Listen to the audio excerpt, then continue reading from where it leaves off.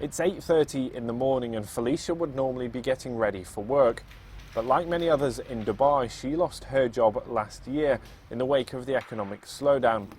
And so instead of heading into work, she's preparing to go back to school.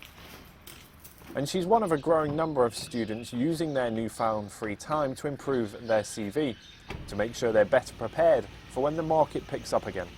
Traditionally, the MBA is known to help people to, get a leg into senior management or change careers or start up businesses. So people go into it for different reasons. For me, it's enhancing my immediate skill set, bringing a lot of my work experience over the years into perspective. So yes, for anyone that is thinking of changing jobs or have recently lost their job, can factor in this not as an expense but as an investment. It is a good time to build up their skill set in light of positioning themselves for after the recession. About the other group, which is group number 5, I believe, at the back there. And in the class, it's straight into the first lecture. This course, run by London's Cass Business School, is part-time. It allows students to study around their other commitments and, crucially, whilst looking for work. Is there any other role that you would like to add in? And the growing demand for courses here has been echoed worldwide. There's been a 68% rise in applications to MBA courses over the last year. That's partly blamed on the rising number of unemployed graduates, but also the need for those still in work to improve their skills. Traditionally, having an MBA would attract a higher salary, anything of up to 50% more, but in today's job market, that's less certain. With courses costing anything up to $50,000, there's now concern that students could find themselves heavily in debt, without the guarantee of a new job to pay it off.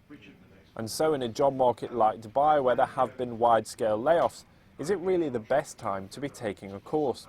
I think an MBA is a degree that will always pay off. Whether it takes you 1 year or 2 years or 3 years, it's irrelevant. It will eventually pay off because the statistics show once you receive your MBA, you are perceived to be more valuable in the workplace. The jury's out on how long it's really going to take to get out of this current economic situation. But I don't think Dubai is really that different than other regions, and there are opportunities still. You just have to look a little bit harder.